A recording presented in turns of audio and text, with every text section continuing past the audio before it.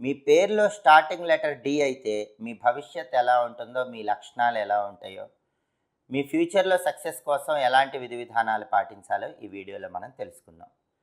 ఎవరికైనా సరే పేరులో స్టార్టింగ్ లెటర్ డి ఉన్నట్లయితే అలాంటి వ్యక్తులు మేధావులుగా ఉంటారు, విద్వాంసులుగా ఉంటారు. వాళ్ళ మాటలతో ఎదుటి వాళ్ళని ఆకర్షించి అనుకున్న పనులన్నీ పూర్తి చేసుకునేటటువంటి లక్షణాన్ని కలిగి ఉంటారు.